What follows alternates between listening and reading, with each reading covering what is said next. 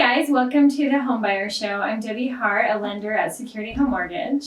And I'm Christie Fisher with Presidio Real Estate.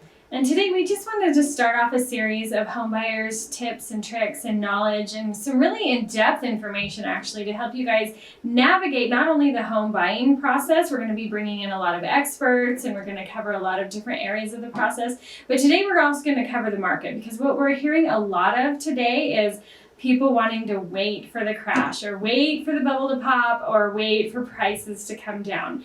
And we're here to tell you, as a lender and as a realtor and all the experts that we know in the industry, there is not going to be a crash. This is not what we see happening. And today we're going to share a little bit of why, and next week we'll share even more about that. All right. I know sometimes in the media we see those news articles that can kind of get fear-based or a little anxiety-ridden. So we want to bring the facts to you so that you know how to navigate this market. And as a real estate agent, I'm constantly looking at the market every single day.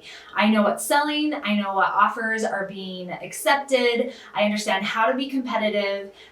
Before I got my license, I thought I had an idea of what the market was doing. I really didn't. And so now that I have my license and I know all of the information, my job is to help you with your best interests and what you're needing and wanting.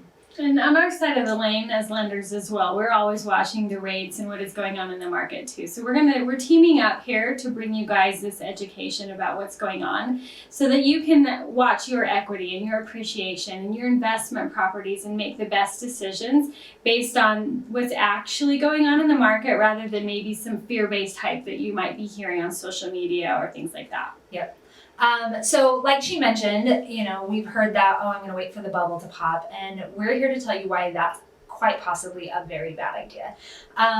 No one has a crystal ball. No one can tell you exactly what's going to happen, but we're going to look at what the market's doing and what the numbers are telling us. So if you look at this graph on it's a page 4 of an FHFA report, and it shows what the appreciation has been doing across the country since, I think this one is 2011.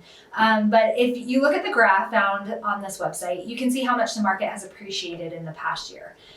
This is based on the whole country, not just on Utah. And in all actuality, Utah has appreciated over 28% in a 1-year period. So that's making it top 2 in the country right now, right? Yep, absolutely. And on average, if you were to take the average cost of a home in Utah right now, 28% is over $160,000. So that's $160,000 of equity in 1 year. In 1 year. 1 year, guys. Yep. And that's $160,000 of loss if you're waiting for that bubble to pop. Yeah, because we see the market's slowing down a little bit, but not like it was before. So that same rate of appreciation is going to continue pretty closely. If you wait, you're missing out. Yep. And then, if you look at the top 25 states that are appreciating in the United States right now, Utah is number 2. First off, there's a few reasons why Utah is number 2. We have because more people have flexibility of where they can work and when. They are willing to move someplace where they don't have to pay as high taxes, where it is a more cost-effective place to live. Here, if you've lived in Utah, it doesn't feel that way. But if you've been living on the coast, Utah is a lot cheaper than any of those other places. We're growing pretty great right now, too. We have a lot of tech companies in. We have a lot of other big companies coming in.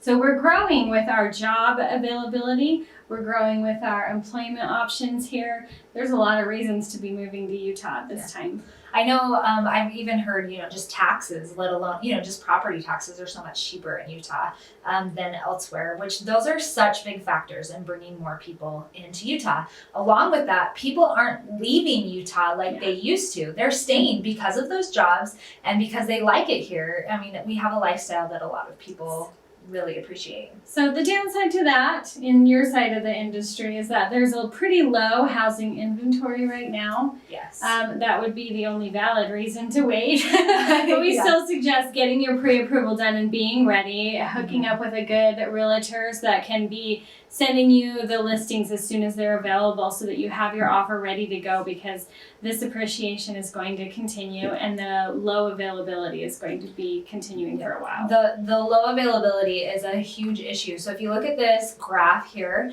this shows multiple years given in Utah.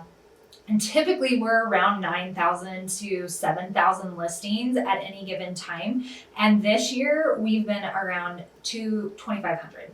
Like literally half. Very low inventory. Very low inventory, which you put in people coming to live in Utah, moving in, and then the low inventory. That's why there's been so many offers on certain houses, and houses are going well over asking price.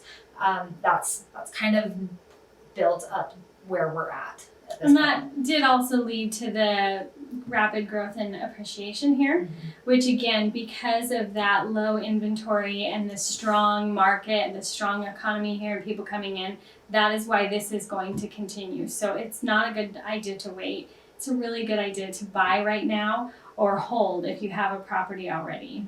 So why would we tell you to buy when things are so high? Like, why is that important? Because that is going to continue. They will continue to get higher. And on top of that, on my side of the lane here, we see that interest rates are not going to be staying super low forever. They were kept artificially low as a kind of a COVID support mechanism there. So we left the low twos a while ago, the mid twos a while ago. We've been hovering around 3.1 for prime, and we see that it's probably going to continue to go up, which is going to reduce your purchasing power even more. Yeah, well, and then, with everybody else coming, the prices just aren't going to come down. Right. So you may think you can't afford much now. It's just going to get harder and more out of reach if you continue to wait. Yeah.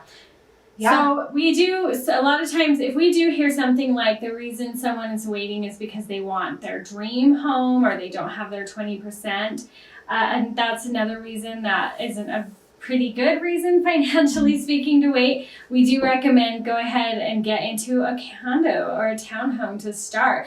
Be building that equity, be riding that wave of appreciation, because then you'll have a good chunk of money to take with you into the next one when you are ready to level up.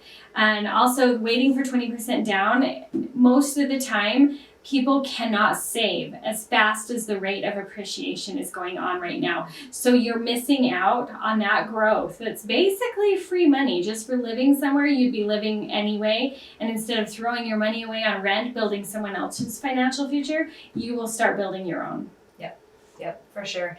So as we move forward, when you hear the talk of the bubble bursting, really don't trust that. Who are you hearing that from? Where are your sources? Think about those that are in real estate, that work there every day, that have an idea, a really good full picture of what's happening that can help you to make the best decision for you and your family and what you need and are wanting for your situation. Yeah. Okay. Thanks so much, Christine. Thanks for joining us. We'll be back next week.